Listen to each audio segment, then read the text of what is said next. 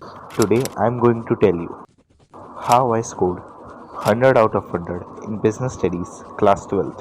तो पहली टिप रहने वाली है कि आप हैंड रिटन नोट्स बनाओ, अच्छे से नोट्स बनाओ। सिर्फ बुक में अंडरलाइन करके काम नहीं चलेगा। तो कैसे करना है, आप जैसे जहाँ से भी पढ़ते हो वहाँ पढ़ो, अच्छे से अंडरलाइनिंग करो अपनी बुक में, समझो बातें।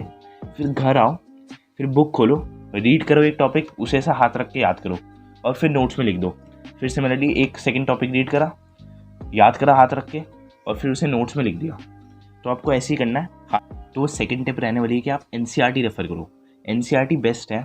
मैंने भी मिस्टेक करी थी। मेरे जो स्कूल में एग्ज़ाम हुए थे पहली बार ना, मैंने भी सर से पढ़ता था, किसी यूट्यूब वाले सर से, तो वो जो भी स्क्रीन पे लाते थे वही याद करके मैं चले आता था। उस चक्कर में मार्क्स कट गए थे मेरे। तो इसलिए मैं कहूँगा आपको एनसीईआरटी रेफ़र करो, उसमें जो लैंग्वेज दे रखी है वही रेफ़र करो। आपको अलग से कोई सर के नोट्स वोट्स की ज़रूरत नहीं है, एनसीईआरटी रेफ़र करो। और दूसरी चीज़, ये एक बुक है जीएस अलग, इससे मैंने पढ़ा था। जीएस अलग बुक का नाम है। तो क्या है, इसमें भी एनसीईआरटी की बात लिखी हुई है सारी, बट वेल स्ट्रक्चर्ड वे में दे रखी है। क्योंकि एनसीईआरटी में तो पैराग्राफ बने होते हैं, नींद आ जाती है उसे पढ़ते पढ़ते। इसमें अच्छे से वेल स्ट्रक्चर्ड वे में दे रखी है, कीवर्ड्स अंडरलाइन कर रखे हैं। तो ये मैंने रेफ़र करी थी। अगर आपको लेनी है तो ये भी ले सकते हो आप। इसमें केस स्टडीज़ भी है, क्वेश्चन भी है, क्विक रिकैप भी है, एमसीक्यूज़, मतलब बहुत सारी चीज़ें इसमें अच्छे से। बट एनसीईआरटी से आप नोट्स बनाओ अच्छे से, एनसीईआरटी वाली लैंग्वेज को ही एग्जाम में लिख के आओ। तो थर्ड टिप रहेगी कि आप लोग कीवर्ड्स पे फोकस करो, कीवर्ड्स को मिस मत करो। तो आप में से बहुत बच्चे होंगे जो खुद की लैंग्वेज में लिखते होंगे आंसर, उसमें कोई दिक्कत नहीं है, बट कीवर्ड को मत छोड़ना। कीवर्ड हमेशा अंडरलाइन करके लिख के आना एग्जाम में, ठीक है। और चौथी टिप है कि आप प्रेजेंटेशन कैसे करोगे। तो मैं आपको दिखा देता हूँ कि आपको प्रेजेंटेशन करनी कैसे एग्जाम में। फॉर एग्जाम्पल मान लीजिए आपके लिए ये क्वेश्चन आता है एग्जाम में, ठीक है। तो आपको स्टार्टिंग ऐसे लिखनी है आंसर की। पहले आप तो ये आंसर नंबर लिख दोगे, जो सा भी हो, आंसर नंबर 1, आंसर नंबर 2, ऐसे बीच में लिखना और डबल लाइन डाल देना। फिर आंसर की स्टार्टिंग ऐसे करोगे आप। फॉर एग्जाम्पल यहाँ पे है राइट्स का, तो राइट्स ऑफ कंज्यूमर आर।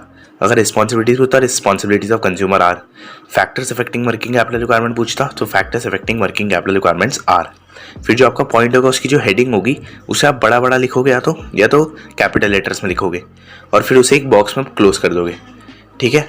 फिर आपकी जो थ्योरी है उसे एक लाइन छोड़नी है पहले आपको, और फिर आपकी थ्योरी लिखनी है। अगर सब पॉइंट्स में बन रही तो सब पॉइंट्स में लिख दो, नहीं बन रही तो नॉर्मली लिख दो। तो थर्ड स्टेप है आपको कीवर्ड्स अंडरलाइन कर लेने हैं। फॉर एग्जाम्पल यहाँ मैंने कर भी रखे हैं, ठीक है। तो कीवर्ड्स हाथ से अंडरलाइन कर लेना, एग्जामिनर को काफ़ी हेल्प होता है। तो फिफ्थ टिप रहेगी कि आप रिवीजन करते रहो, कंटिन्यूस रिवीजन। फॉर एग्जाम्पल अभी आपने ऐसे 3 या 4 चैप्टर कर लिए, तो फर्स्ट चैप्टर की रिवीजन करो।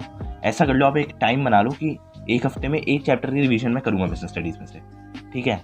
तो उस चैप्टर को रिवाइज कैसे करना है, अपने नोट्स में से हाथ रख के याद करना है पहले। फिर कम से कम 5 प्रीवियस ईयर क्वेश्चन प्रैक्टिस करना, और हो सके तो केस स्टडीज़ प्रैक्टिस करना, क्योंकि केस स्टडीज़ में प्रॉब्लम आती है। नॉर्मल क्वेश्चन पूछेगा तो आप सीधा लिख दोगे, और जैसे मैंने आपको प्रेजेंटेशन का वे बताया, अब उसी तरीके से एकदम आंसर को लिख के आना। तो 6 टिप आपको मेरी तरफ से रहने वाली है कि आप मार्क करो डिफिकल्ट टॉपिक्स। तो ये काफ़ी अच्छी टिप है, पता है, काफ़ी हेल्प होती है इससे। तो मैं कहना क्या चाह रहा हूँ, जब आप रिवीजन करो ना, आपको रिवाइज करते हुए ऐसे हाथ रख के रिवाइज कर रहे हो, आपको रियलाइज़ हो जाएगा कि एक आध टॉपिक ऐसा होगा जो आपको लगेगा यार ये काफ़ी मुश्किल है, मेरे को अच्छे से याद नहीं हुआ अभी तक, ये इसमें ज़्यादा प्रैक्टिस चाहिए। तो आपको क्या करना है, बस उस टॉपिक को मार्क करके रख लो, अपने कॉपी में नोट्स में मार्क करके रख दो अच्छे से। फिर जब भी अगली बार रिवीजन करो, उस पर ज़्यादा 2-3 बार उसे याद करके सुनाओ, प्लस उसके क्वेश्चन ज़्यादा प्रैक्टिस करो, तो आपको वो टॉपिक अच्छे से याद हो जाएगा। और एक फन फैक्ट है भाई कि एग्ज़ाम में वही क्वेश्चन आता है जो आपको अच्छे से आता नहीं है।